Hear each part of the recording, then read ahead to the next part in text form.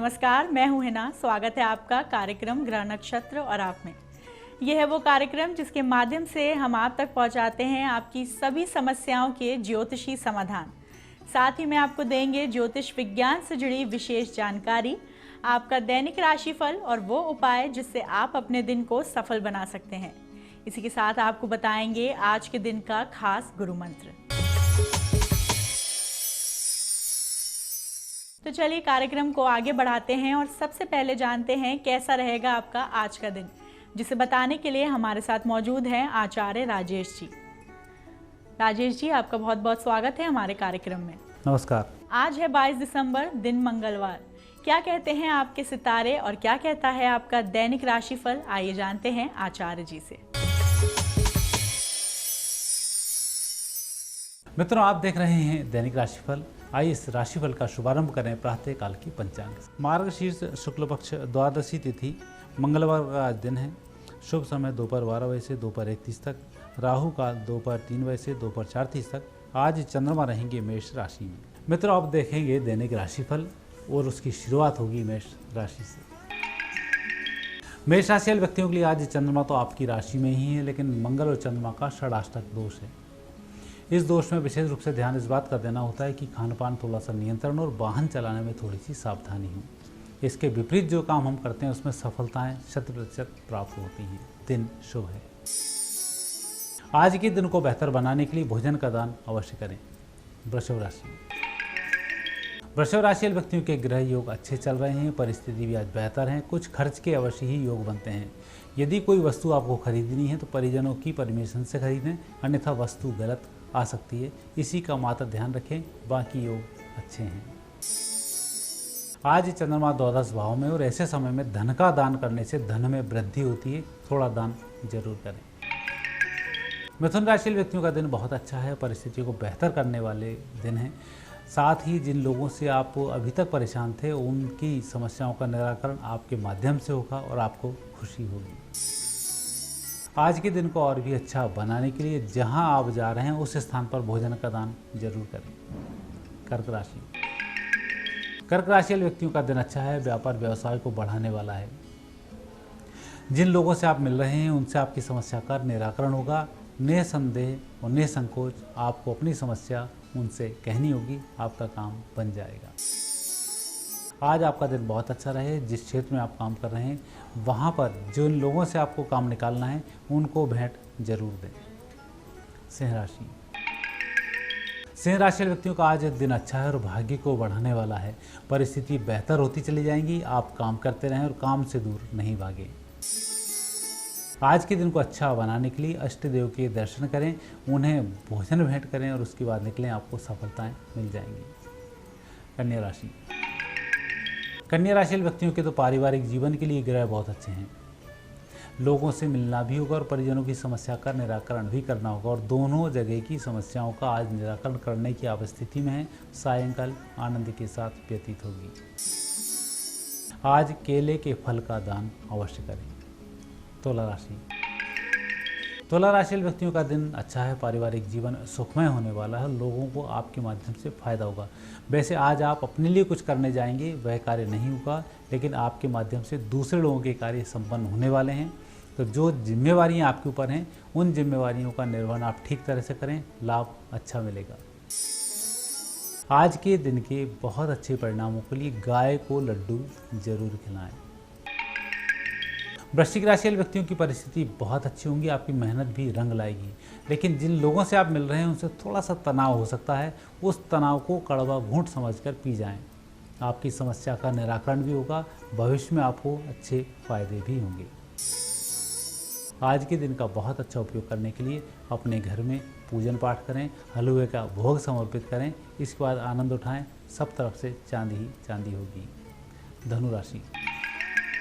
धनु राशि व्यक्तियों के लिए आज वैसे तो दिन अच्छा चल रहा है, परंतु थोड़ा सा लापरवाही यदि होती है तो लंबा नुकसान हो सकता है। इसका थोड़ा ध्यान रखना होगा, लेकिन व्यवस्थित तरीके से जो भी काम करेंगे काम सफल होगा। आज के दिन को बहुत अच्छा बनाने के लिए अपने परिजनों के साथ भोजन भी करें और उन्हें छोटे यदि बच्चे आपके हैं उन्हें टॉफ़ी के पैसे जरूर दें। मकर राशि। मकर राशि व्यक्तियों का दिन अच्छा चल रहा है, परिस्थिति बेहतर है, लेकिन जिन लोगों को आप सलाह दे रहे हैं उनसे परेशानी आगे खड़ी हो सकती है। अपनी गोपनीयता भंग ना हो पाए, इसका थोड़ा ध्यान रखें। आज आपका दिन बहुत अच्छा रहे, उसके लिए थोड़ी सी शांति और धैर्य की आवश्यकता है। धैर्य धारण करें। कुंभ राशि व्यक्तियों का दिन मुझे लगता है अच्छा दिन ही है। धन की भी प्राप्ति हो रही है, काम भी आपके संपन्न हो रहे हैं और मित्र भी आपसे प्रसन्न हैं। कुल मिलाकर आज आपकी वाणी बहुत अच्छी है। विपरीत परिस्थितियों में फंसे हुए लोगों की आप अच्छी मदद करेंगे। आज के दिन को और भी अच्छा बनाने के लिए अपने इष्ट देव के मंत्र की एक माला जाप जरूर करें, और नहीं कर सकते हैं तो ओम नमः शिवाय की जाप तो कर ही डालें। मीन राशि व्यक्तियों का वैसे केतु के कारण दिन अच्छा है। चंद्र थोड़े से धन के लिए कमजोर हैं। आज किसी व्यक्ति से धन से संबंधित वायदे नहीं करें, और बिना पैसे के जो भी काम करेंगे वह कार्य संपन्न होंगे और उस काम में आपको कोई दिक्कत भी नहीं होगी। लेकिन दोपहर के बाद जो आप किसी व्यक्ति से वायदा करने वाले हैं वह नुकसानदायक साबित हो सकता है, इसका थोड़ा ध्यान रखें। आज के दिन को बेहतर बनाने के लिए बुजुर्गों का आशीर्वाद लेकर घर से बाहर प्रस्थान करें। राजेश जी अब हमें बताएंगे आज के दिन का खास गुरु मंत्र। मित्रों, हमारे घर में अग्नि दोष भी बनता है। कई बार हमारा किचन दक्षिण दिशा में है, पश्चिम दिशा में है और परिस्थिति ठीक नहीं है, और ऐसे समय में जो हम राशन महीने भर का इकट्ठा लाते हैं और 15 दिन में ही समाप्त हो जाता है, ये अग्नि दोष के कारण ही होता है। बच्चों को हम पढ़ाने जाते हैं, बच्चों को सिखाते कुछ हैं, सीखते कुछ हैं, हमारी सुनते नहीं हैं, यह भी अग्नि दोष के कारण होता है। और यदि कहीं हम किसी व्यक्ति से मिलने जाते हैं और एक बार में उससे मुलाकात नहीं होती है तो यह भी अग्नि दोष के कारण ही होता है। ऐसे दोष की निवृत्ति के लिए सायंकाल अपने किचन में दीपक तेल का अवश्य ही जलाना चाहिए। ऐसा करने से अग्नि का दोष समाप्त होता है, सुख शांति समृद्धि की प्राप्ति होती है। राजेश जी, हमारे कार्यक्रम में आने के लिए आपका बहुत बहुत धन्यवाद। धन्यवाद। इसी के साथ वक्त हो गया है एक छोटे से ब्रेक का। कहीं जाइएगा मत, क्योंकि ब्रेक के उस पार त्रिपाठी जी हमें बताएंगे मघा नक्षत्र के तृतीय चरण के ज्योतिषी महत्व के बारे में, और साथ ही में देंगे आपकी सभी समस्याओं के ज्योतिषी समाधान भी। जुड़े रहिए हमारे साथ कार्यक्रम ग्रह नक्षत्र और आप में।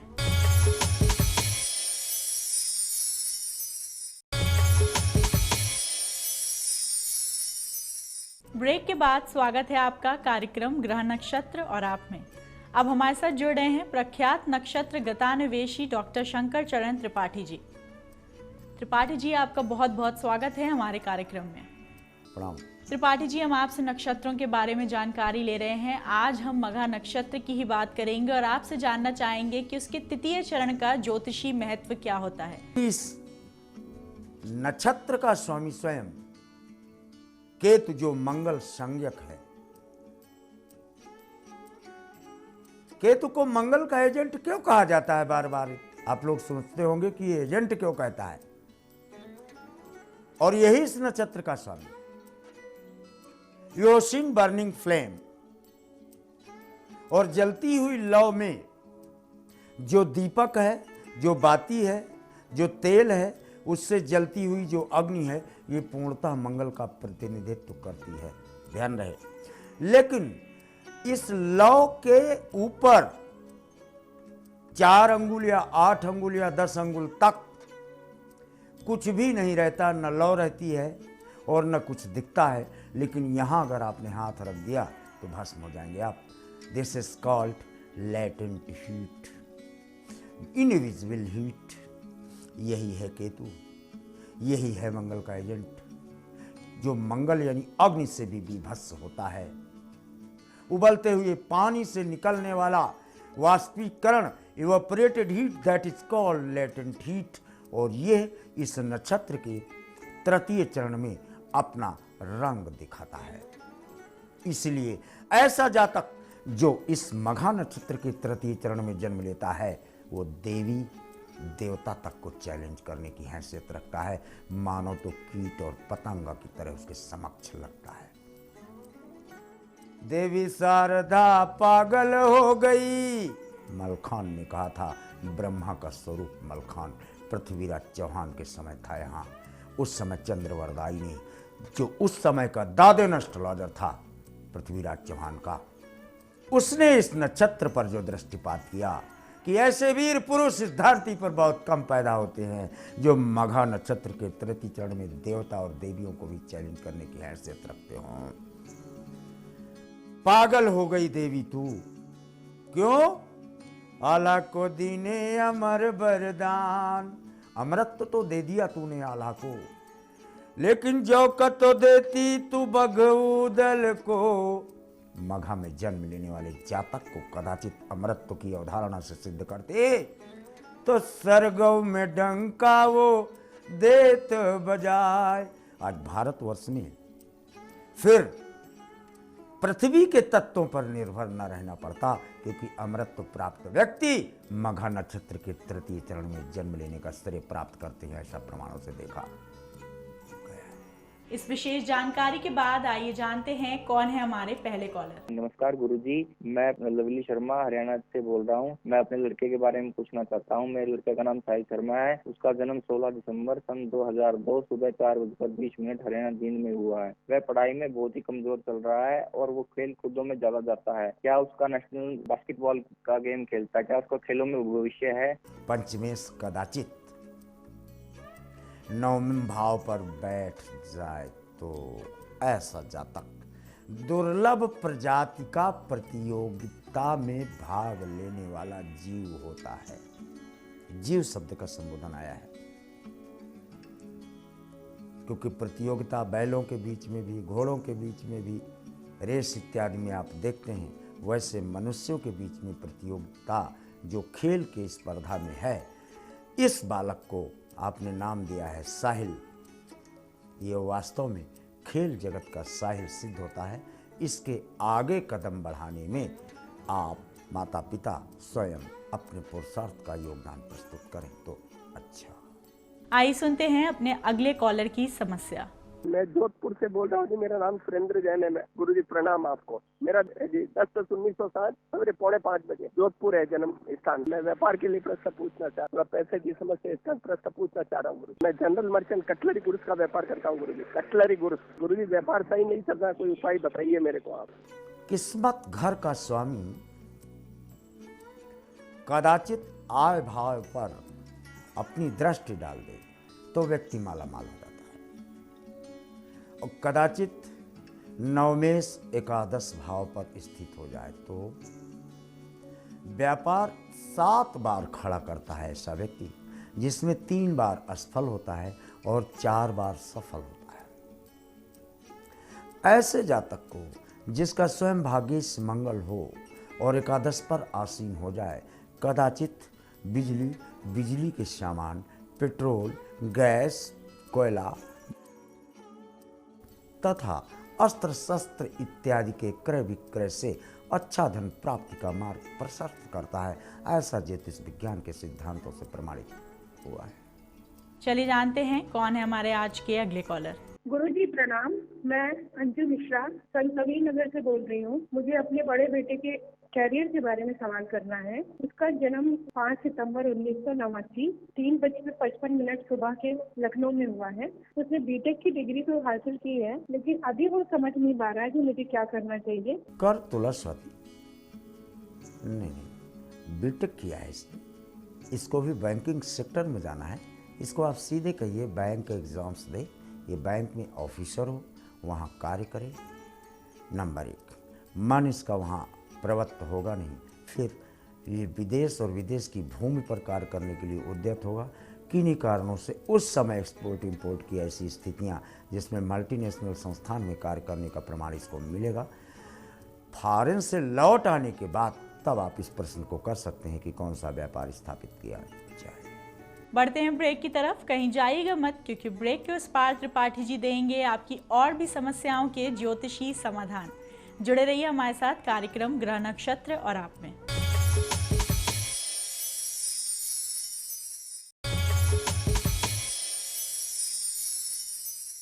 ब्रेक के बाद स्वागत है आपका कार्यक्रम ग्रह नक्षत्र और आप में।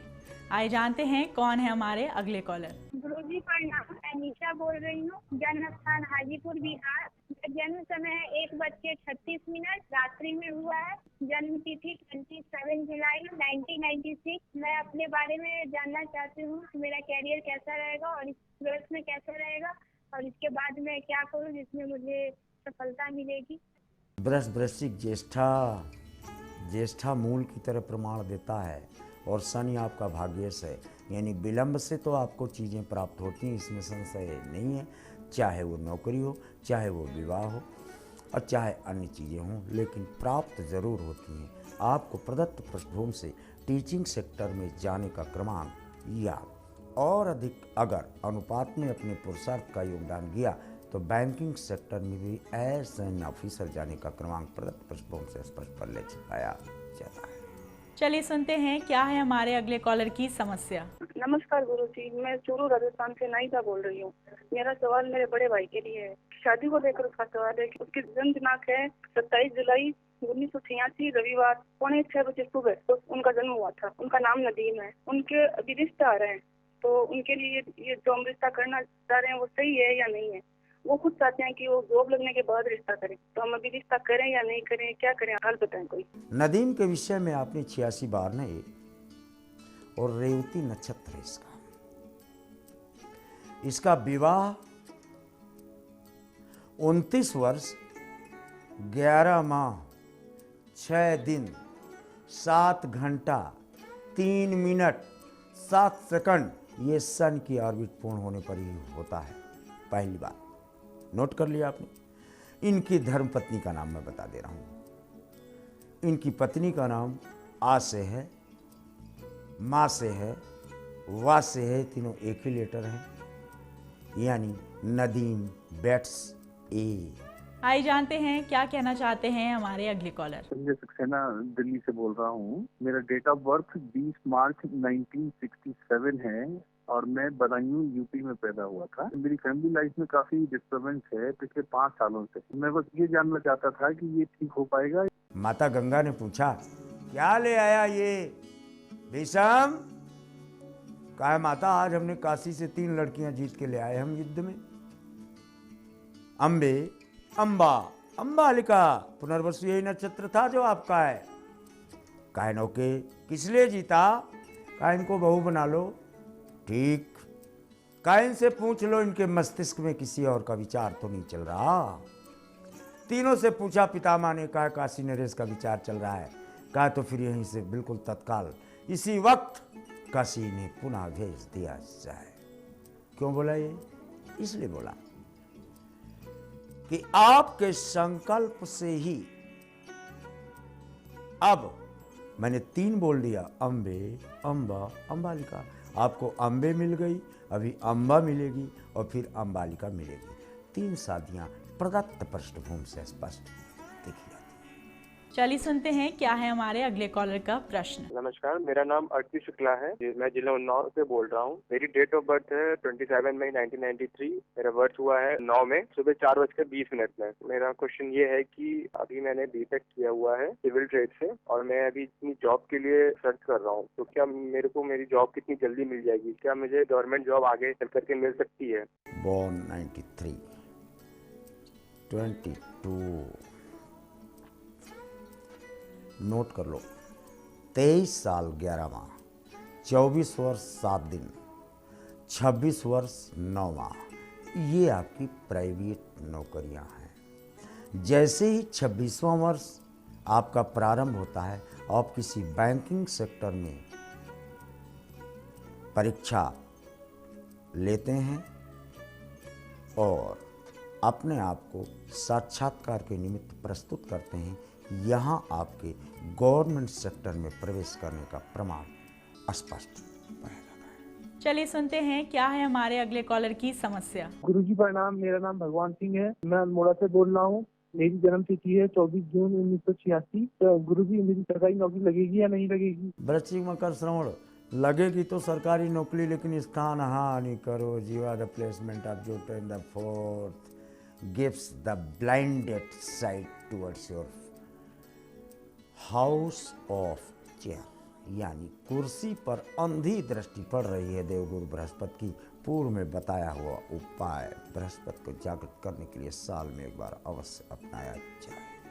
इसी के साथ चलिए जानते हैं कौन है हमारे आज के कार्यक्रम के आखिरी कॉलर। मैं पुष्पलता शर्मा हूँ। मेरे बेटे पंकज के बारे में पूछ रही हूँ। उसकी जन्म तिथि है 15 मई निवासी, रात के 12:05।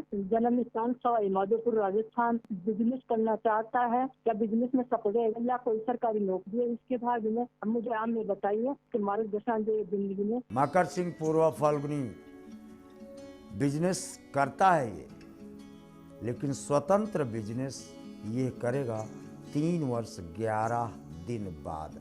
अभी इसको कमीशन पर या नौकरी पर या किसी अन्य पार्टनर के साथ काम करने का प्रमाण प्रदत्त पृष्ठभूमि से स्पष्ट दिखा देता है। त्रिपाठी जी, हमारे कार्यक्रम में आने के लिए और हमारे दर्शकों को ये विशेष जानकारियां देने के लिए आपका बहुत बहुत धन्यवाद। प्रणाम। आज के एपिसोड में बस इतना ही। कल आपसे फिर मुलाकात होगी कुछ और विशेष जानकारियों के साथ और देंगे आपकी समस्याओं के ज्योतिषी समाधान भी। तब तक के लिए नमस्कार।